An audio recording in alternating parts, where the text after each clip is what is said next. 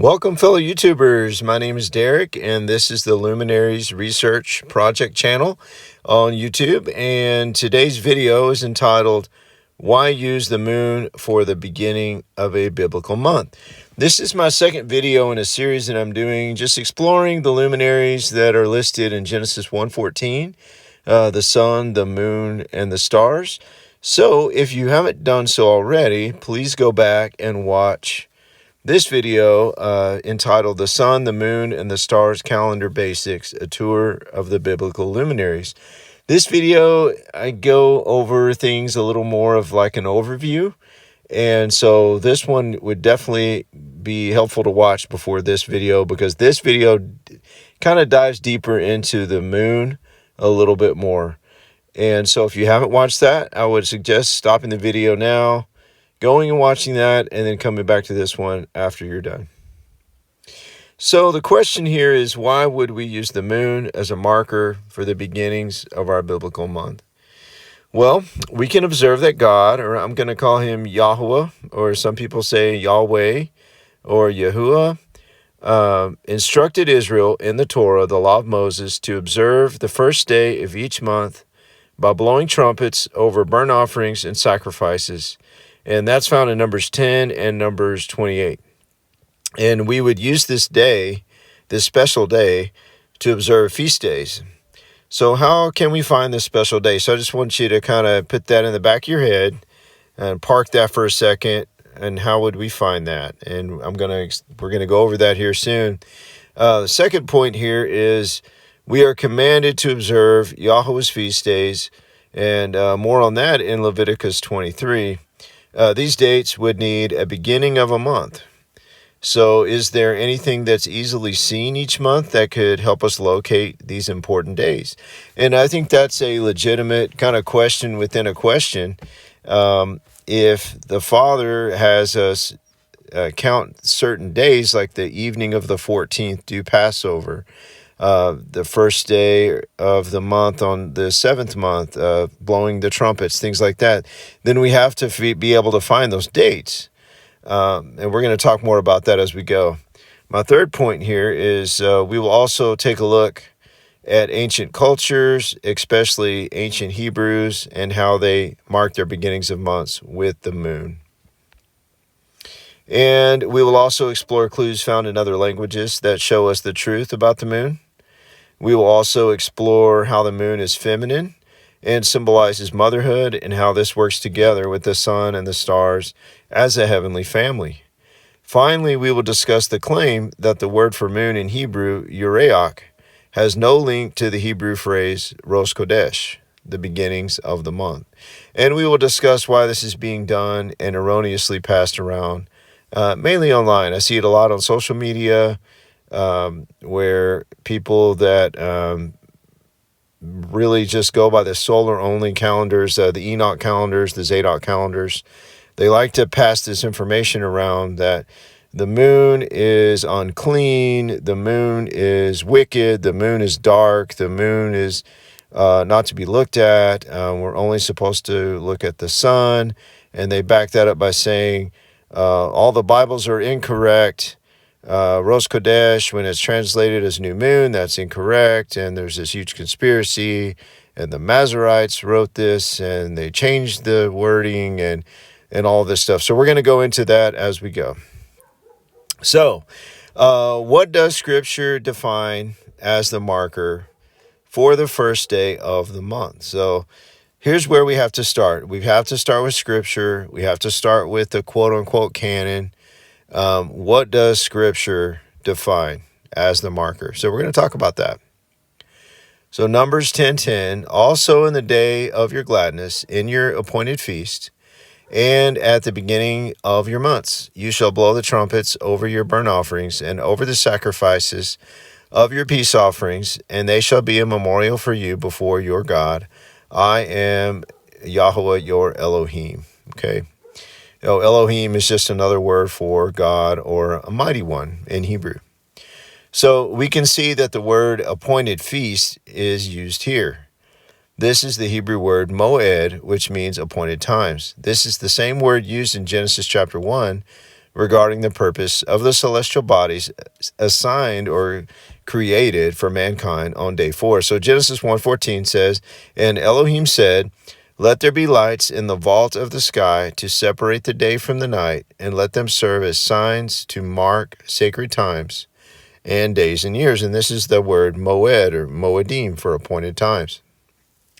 In Numbers 28, we see further instructions regarding offerings at their moed, appointed times. Numbers 28:1, "Now Elohim spoke to Moses, saying, Command the children of Israel and say to them, My offering, my food for my offerings, made by fire as a sweet aroma to me, you shall be careful to offer to me at their moed, or at their appointed time." So there's a link to that there in Numbers 28. So later in this same chapter, we see Sabbath instructions for offerings, and then we get to the monthly offering. So in Numbers 28:11, it says, "At the beginnings of your months." So this is where Rosh Kodesh comes in. "You shall present a burnt offering to Elohim, 2 young bulls, 1 ram, and 7 lambs in their first year without blemish."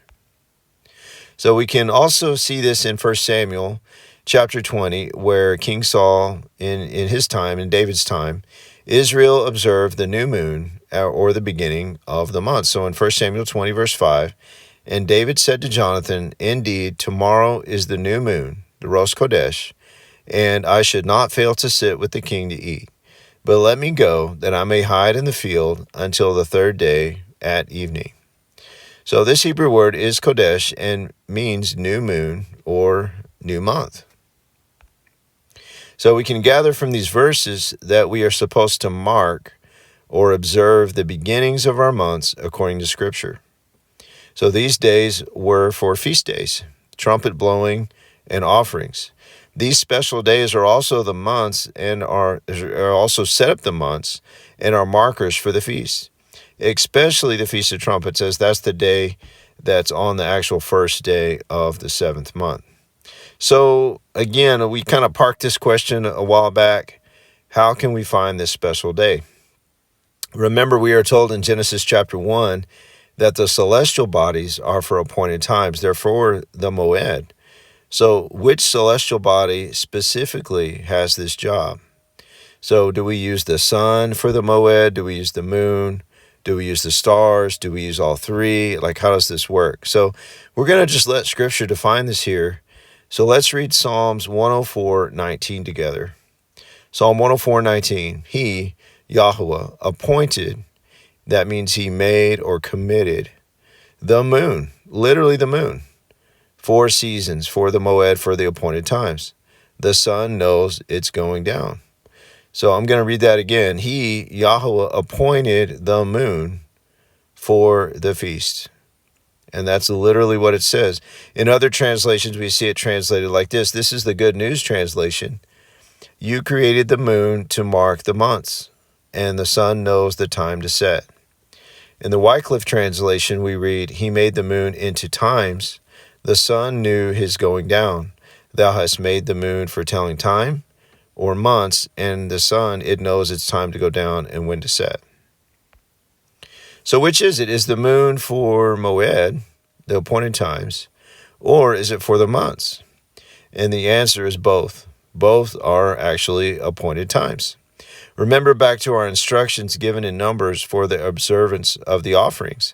These appointed times included the beginnings of our months. And again, we're going to go back to Numbers 28:11. At the beginnings of your months, that's the Rosh Kodesh, you shall present a burnt offering to Yahweh, 2 young bulls, 1 ram, and 7 lambs in their first year without blemish. So we can clearly see, using Genesis 1:14 and Psalms 104:19, we are to use the moon to observe the beginnings of our months. This is the moon's function for us in the heavens, to help us find the moed, the appointed times. This is stated even more clearly in Psalm 81:3. Blow the trumpet at the new moon, at the full moon, on our feast day, our chag. And that's that you have to use your throat to say that word. This Hebrew word chag is connected to the word for feast or appointed times, the moed, This word is pronounced chag.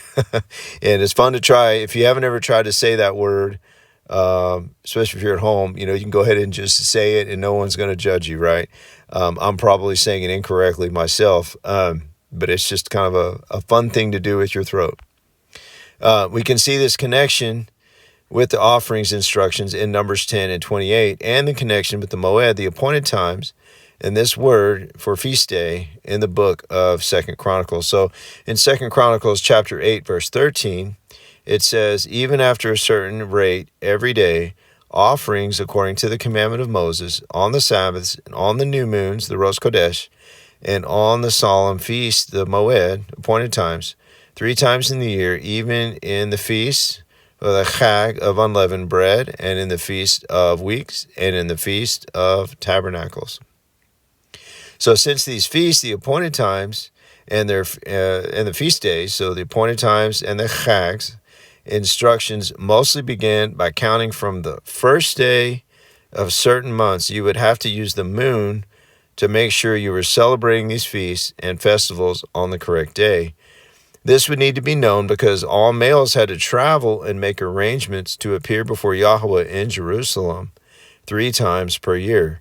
So all males had to go on unleavened bread, which would be the 15th of the first month, at Shavuot, which is the 50th day count after first fruits, and then at Tabernacles, which is the 15th day of the 7th month. So to answer our first question, what does Scripture define as the marker for the first day of the month? And hands down, the Scriptures define the moon as the celestial body to use for identifying the months that we follow for Yahweh's feasts and appointed times. So now we're going to get into observing the months. So we are commanded to observe our months according to the Torah. In Deuteronomy 16:1, it says, observe the month of Abib and keep the Passover to Yahweh your Elohim. For in the month of Abib, Yahweh your Elohim brought you up out of Egypt by night. So let's take a look at this word to observe a little more in depth. The Hebrew word shamar or shamer is Strong's H8104, and it translates to keep, to observe, to heed, to keep, or be a keeper, to preserve, to beware, to mark, to be a watchman, to wait, to watch, to regard, to save, and then miscellaneous 9 times. But this whole idea of this word is to keep something, observe something, to guard something, or to mark it by being a watchman. So this Hebrew word here is mentioned first in Genesis chapter 2, verse 15. And Yahweh took the man, and he put him in the Garden of Eden to dress it and to shamar it, or to keep it. So in the garden, man would have had to watch the plants, observe them, guard them, watch for the right time to plant, the right time to harvest, to observe the weather, all those kinds of things he would be doing. He would be shamaring the garden, just like he was commanded to do. So it's the same for the month. We are told to guard it, watch for it, and that it would be observable. So it's something you would actually have to be able to see. So this is a very important point. If shamar means to observe or guard, then whatever it is to observe would have to be easily observable. And I just want you to think about that for a second. How can you guard something that you can't really see or that you can't really track? Okay. Out of all the celestial bodies to observe for the months, the moon is the only one that matches the criteria here because it's the only sign that has set phases that you can easily observe each and every month. The sun isn't easily observable as a marker for the month to begin. Have you ever tried to look at the sun? You can't. If you do, you'll go blind. You can't really look at it directly. And that's just, honestly, it's just kind of silly because it rises and sets every day. Yes, it comes in and out of gates, but you can't really observe it where it's changing, and it doesn't really change each and every day, each and every hour. It's moving across the sky, but it's not really something you can look and see that it looks different. So I hope you understand what I mean there. So if we did use the sun, what would be the parameters for using the sun as a first day marker for the month? The scriptures never tell us to do that. It doesn't say that. How would you tell from one day to another? By simple observation. So what about the stars? How could a person easily tell each night that a new month was beginning? By looking at the stars or the constellations. Matthew 18:3 says, "Verily I say unto you, except you turn and become as little children, you shall in no wise enter into the kingdom of heaven."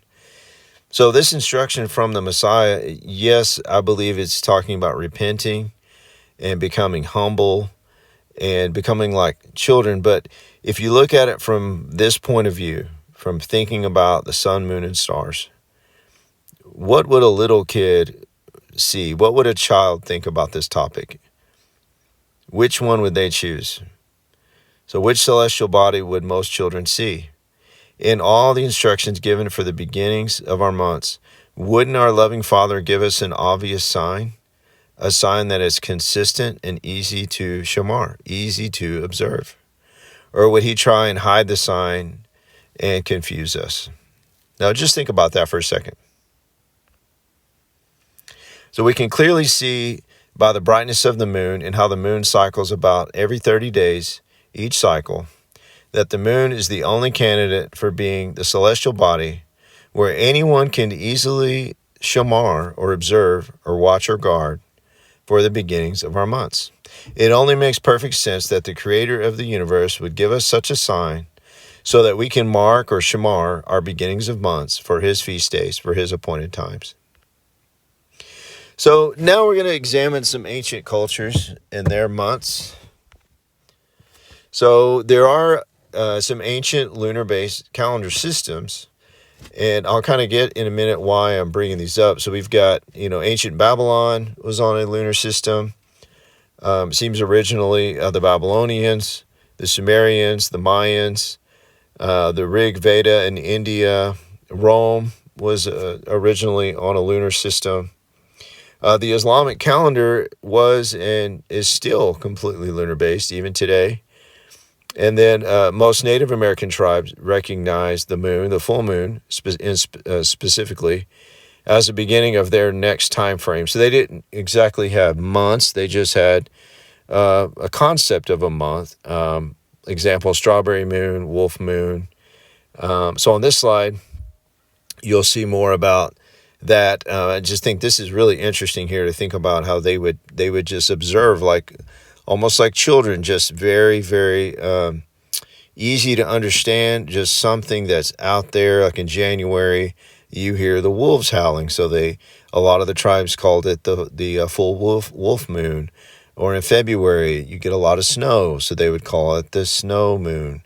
So it's just marks a time period. It's very simple, but very profound at the same time. So these civilizations were all originally lunar-based regarding the reckoning of their months. This shows that it's not that unusual to use the moon for months. And, since many cultures recognize the moon, it's purposeful pattern assigned by Yahweh. So a lot of ancient cultures use the moon, and it's not that unusual. So let's look at some ancient language clues and see if we can maybe find a little bit more. So even in our modern English translations today, in our languages today, we have this word for month, and it's like the word moon or month, and it defines the concept of about a 30-day period.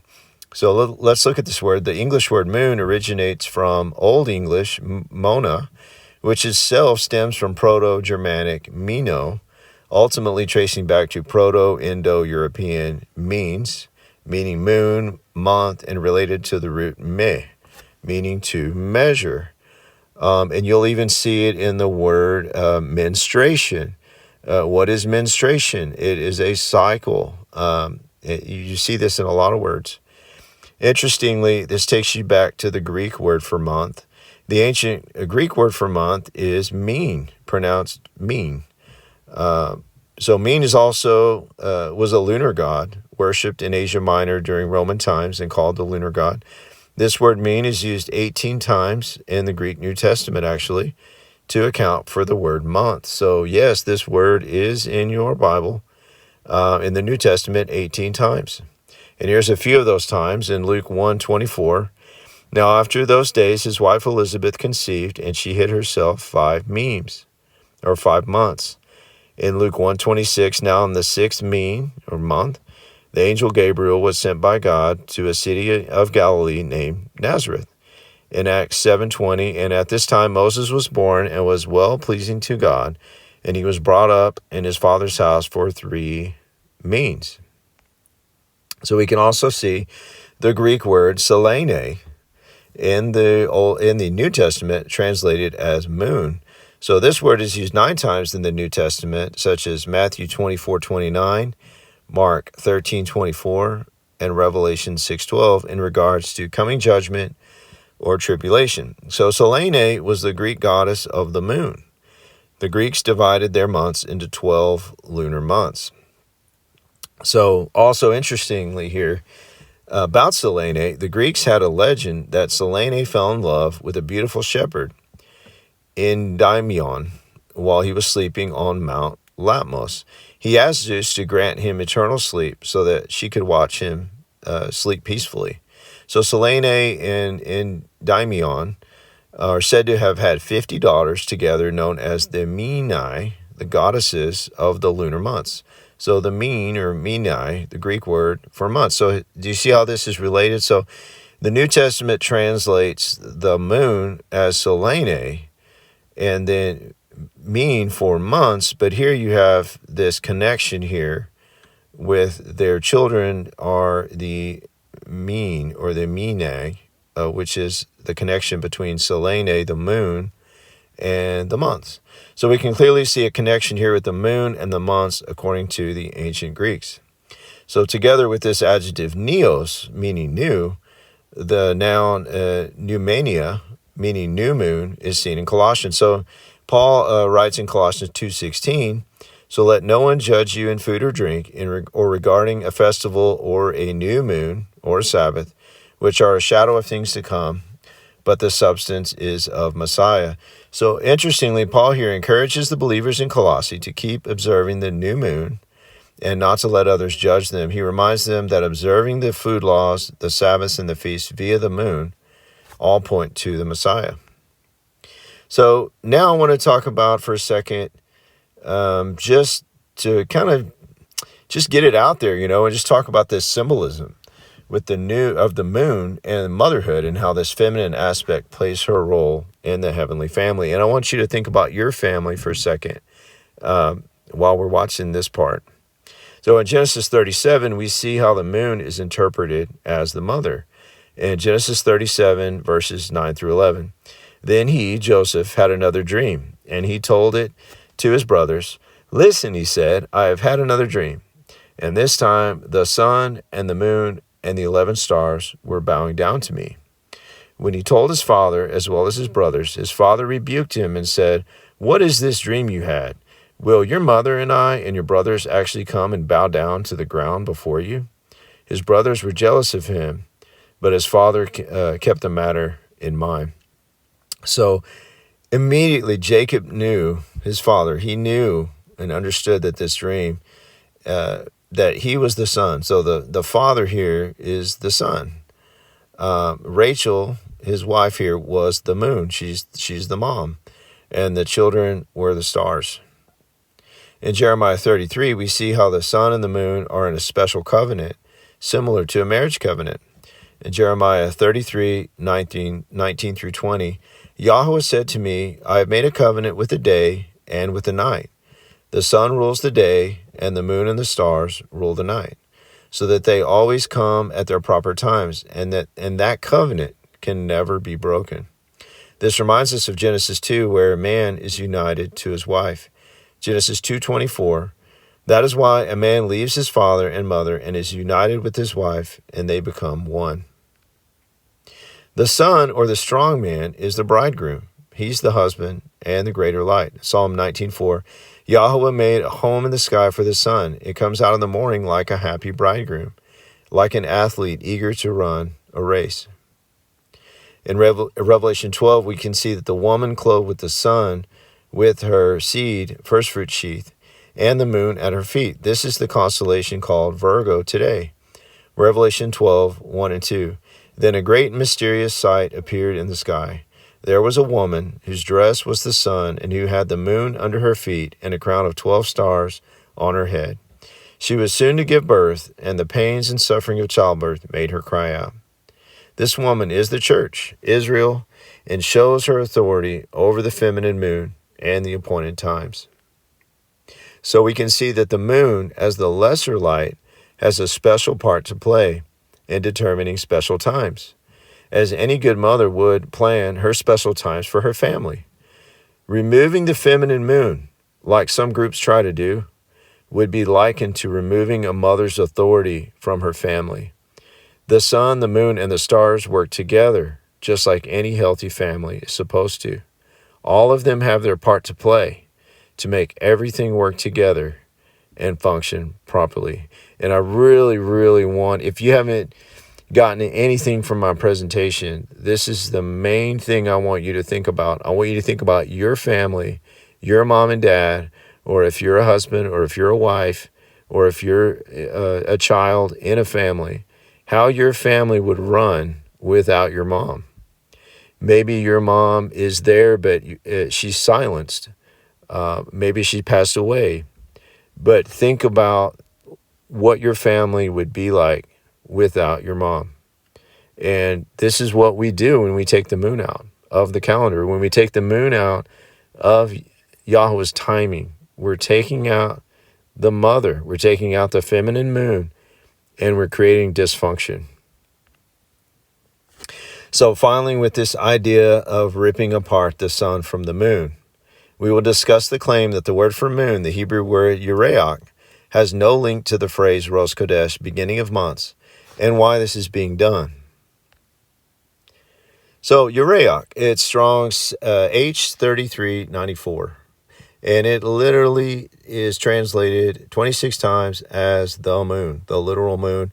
Genesis 37:9. Then he dreamed still another dream and told it to his brothers and said, "Look, I have dreamed another dream, and this time the sun, the Urayak, and the 11 stars bowed down to me." So this is the same word used in Psalm 89:37. It shall be established forever like the Urayak, even like the faithful witness in the sky. Selah. So Urayak, here we have it again in Psalm 104:19. He appointed the Urayak, the moon, for seasons, for the Moed. We went over that verse before. The sun knows it's going down. In Psalm 136:9, this is the same word used here. The moon and the stars, the Urayak and the stars rule the night, for his mercy endures forever. Out of all that we've learned so far, we can determine that the moon was and still is very important in finding the first day of each month. We have learned that the ancient peoples of the world used the moon for months. This concept of a month is even embedded in our languages. Month equals month. And we talked about other words too. We can see in nature how the moon phases cycle about every 30 days. There's a cycle to it, and it's the same each and every month. Now, using scripture, we can see that the Hebrew word Urayak is defined as something that is a witness in the sky. It rules the night with the stars, and it's used for finding the Moed, the feast days, including the months. So if we stop there, we still can't really prove a direct link between the Hebrew word for the moon and Rosh Kodesh, the beginnings of months. So thankfully, Hebrew words have root words, or most of them have a root that you can dig a little deeper. So in this case, the root word for Urayak is Yerak. This word is translated as month 11 times, but it's also translated as moon 2 times. So let's look at this word side by side, these two words, and you'll see here in the Hebrew, they're basically the same word. They just have a little bit different vowel points. Isn't that interesting? So here we have Yerach, and we can see something interesting happening here. The root word for the Hebrew word for moon is being translated as the word for month, and it's because it's the same word. This is because the moon is the sign for the months, and both words are linked together. The first mention of this word, Yerach, is found in Exodus 2:2. So the woman conceived and bore a son, and when she saw that he was a beautiful child, she hid him for 3 months. Okay, so you could translate this as she hid him for 3 moons, and you would still be correct with that translation. Let's look at another mention, 1 Kings 6:37. In the 4th year, the foundation of the house of Yah was laid in the month of Ziv. 1 Kings 6:38, and in the 11th year, in the month of Bul, which is the 8th month, the house was finished, and in all its details and according to all its plans. So he was 7 years in building it. So we see it again here in 1 Kings chapter 8, verse 2. Therefore, all of the men of Israel assembled with King Solomon at the feast in the month of Ethanim, which is the 7th month, Kodesh. Okay, so here we need to look at this verse, because isn't 7th month also Yerach here? No, they translated it as Kodesh. So here we have King Solomon assembled at a feast that has to do with the physical moon in the 7th month. This shows the link and special relationship between the moon and the month. So I hope you guys see that. Feel free to pull that up on Blue Letter Bible or any concordance and check that out for yourself, and look at 1 Kings chapter 8, verse 2. And I challenge you, if you follow a sun-only calendar, send me a comment, send me a link, send me a question, send me something of why you continue to ignore this verse. If you're new to a solar calendar, check it out and see what you think. Pray about it. But this verse really shows the link between the moon and the month. So this same word, it is listed out in the book of Job 4 times. So remember, this is the root word for Urayak, and it's mostly translated month. It's translated moon just a couple of times. So here we have Job 3:6. I'm just going to read the first 2. As for that night, let darkness seize upon it. Let it not be joined unto the days of the year. Let it not come into the number of the months. So there we have the Strong's Yerach here. They translated it for months. Job 7:3, and so am I made to possess months of vanity and wearisome nights as are appointed to me. So you can read the other 2 there. So there's no denying it. This word means moon in the following verses. So now the same word that's been translated as months over and over again, months, same word is now translated as moon in Deuteronomy 33:14. And for the precious fruits brought forth by the sun, and for the precious things brought forth or put forth by the literal moon. And that's not Urayak, that's Yerach. That word is for months, right? I thought it was for months, but here it's translated as moon. Isaiah 60, verse 20, thy sun shall no more go down, neither shall thy moon withdraw itself from Yahweh. Shall be thine everlasting light, and the days of thy mourning shall be ended. So isn't this interesting? So what about the Hebrew word for Kodesh, month? Does it have a root word? So it actually does. The root word for Kodesh is Kodash, which means to renew, to rebuild, to make new or repair. So again, we go back to the picture of the sun, and the sun comes up every morning and it sets every night. And again, if you try to look at it, you're not going to be able to. But is it really rebuilding or renewing or making itself new or repairing itself? Is it ever broken?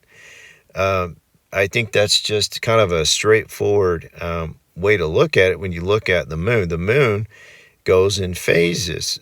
So you can see that it goes from full moon, and then it diminishes and diminishes down to basically a no moon or a conjunction moon. And then it starts to sliver, and it builds and builds and builds until it gets to that full moon again. So obviously this is talking about the moon. So let's go even into the paleo. And I am not a paleo historian. I basically have a book on paleo. So I'm not pretending like I'm some kind of scholar. I'm just giving you my thoughts on this. If you just look it up yourself, I'm sure you'll agree. The moon here, Urayak. Here we can see that it's the yod or the yod, the closed hand. And then you've got this resh, this chief, this head, right?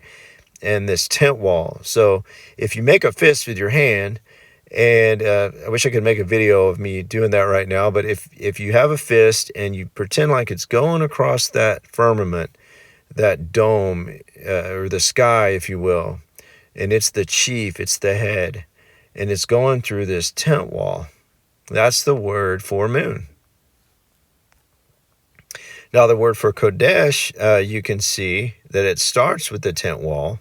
So we have that same tent wall, but then we have a tent door, a dalet, and then we have the teeth, the front teeth that cut, right? So there's something that's cutting. So what moves through the tent wall, through the tent door, cutting or dividing up between time periods or months? It's the closed hand. That's the head or the chief of the celestial bodies that goes through the sky, the tent wall, which is none other than the moon. Yet another connection to the words moon and month, even in the paleo. So we can see these two words, Urayak and Kodesh, are synonyms of each other. In fact, did you know that the average Hebrew word has 4 synonyms?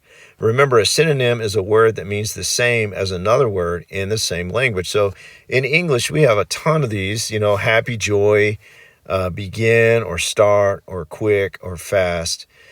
So these are all over the place in Hebrew.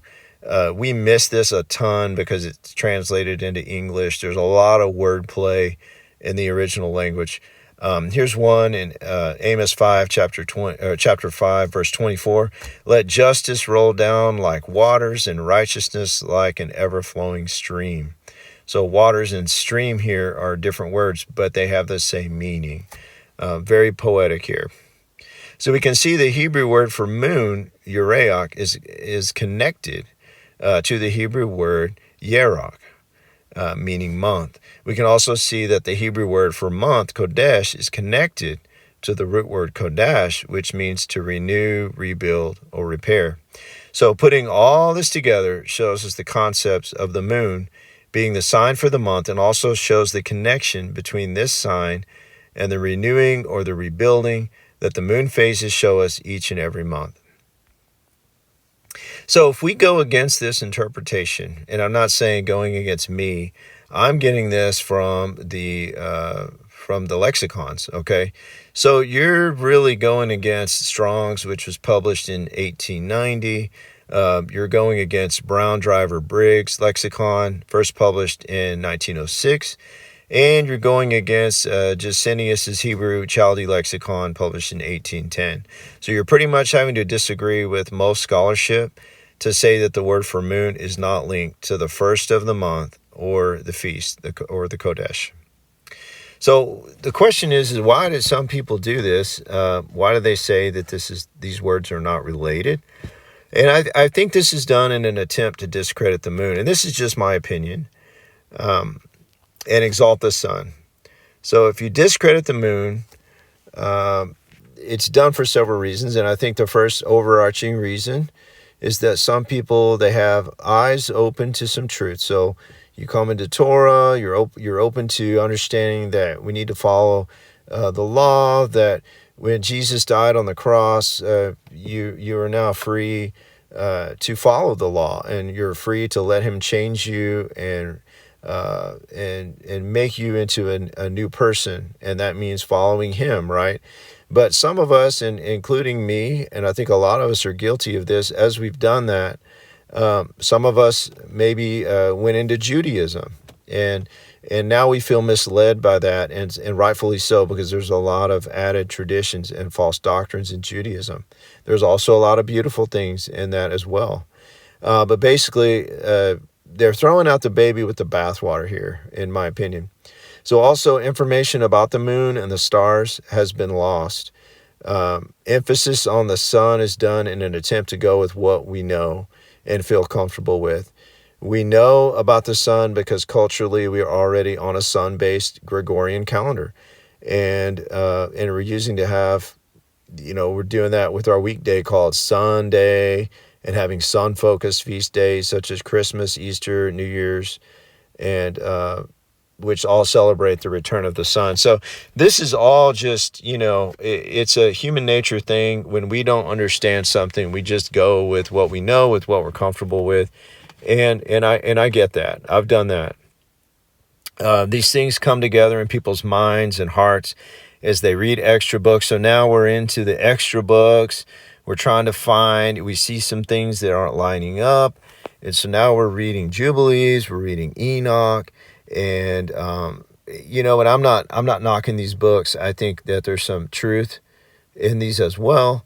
That these texts are dated to a time of solar focus.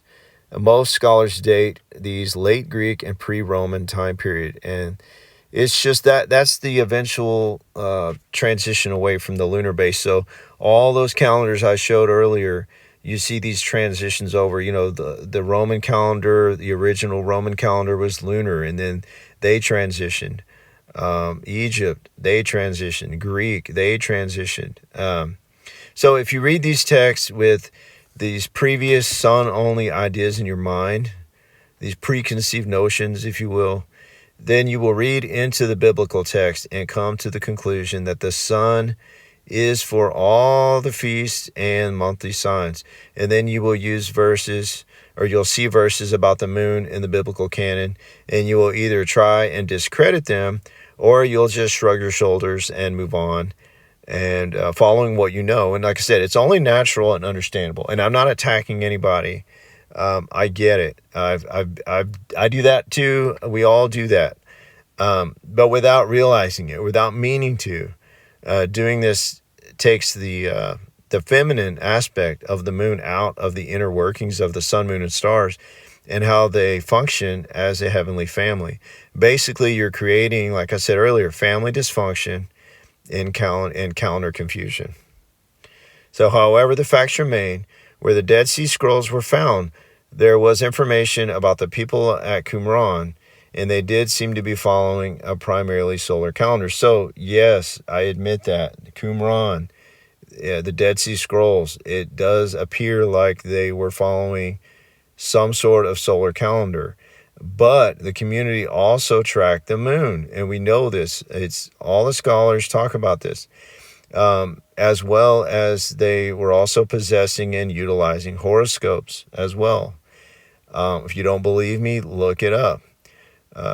So exclusion of the moon continues, and other dwellers in that area as well.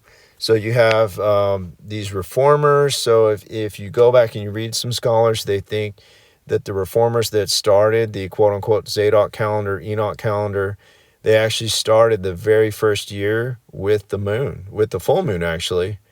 And they date that back to March 23rd, 156 BCE.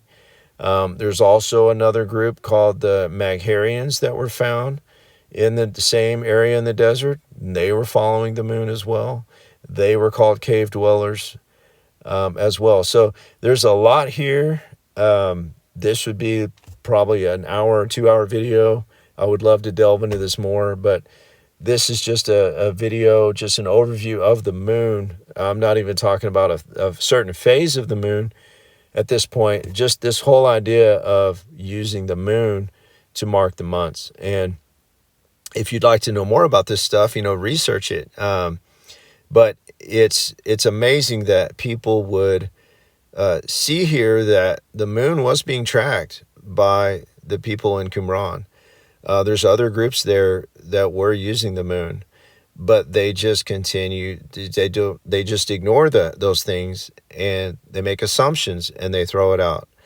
So, upon research, it's unclear exactly what these groups were even doing with their calendars or even who they were. There's only theories and assumptions. So if you're on an Enoch calendar, if you're on a Zadok calendar, I'm sorry, but you're making a lot of assumptions and you're building an entire calendar based on assumption. And I just don't think that is what the Father would have us to do. The truth is, no matter what we understand using the biblical meanings, it's that the lesser light, the moon, was made to help us find the first day of each month and helps guide us to Yahweh's feast days, his appointed times. So I'm just going to leave you with a few verses here just to meditate on in closing. Psalm 89:37, the moon is a witness. The moon is an ordinance. Jeremiah 31:35, the moon is an everlasting sign. Psalm 89:37, the moon rules the night with the stars. Genesis 1:16. Also Jeremiah 31:35 and 36. The moon is for the markings of the seasons, the months, the appointed times. Psalm 104:19. So I'm just going to read those again without the verse listing. The moon is a witness. The moon is an ordinance. The moon is an everlasting sign. The moon rules the night with the stars. The moon is for the markings of the feast. So I will leave you with this verse. Do not be deceived, my dear friends. Every good gift and every perfect present comes down from heaven. It comes down from Yahweh, the creator of the heavenly lights, who does not change or cause darkness by turning. And that's James 1:16 through 17. So we'll close with that. And I hope everyone has enjoyed this. I know I've enjoyed studying these things out over the last few years, and it's such a blessing to be able to present this and to just speak from my heart and to try to figure these things out. Do we have everything figured out about the calendar? No, we don't. So we need each other. All of us need to open the scriptures and to utilize them and to talk to each other with brotherly love and with humbleness, and instead of putting ourselves in a corner and basically we start leaving people out and we start excluding. We need to love each other and help each other out. And some of us are blinded by certain things, and some of us are not. And then other things I might be blinded to that you're not blinded to. So these are just my thoughts on the moon. And like I said, my first video, sun, moon, and stars overview. This one was specifically about the moon.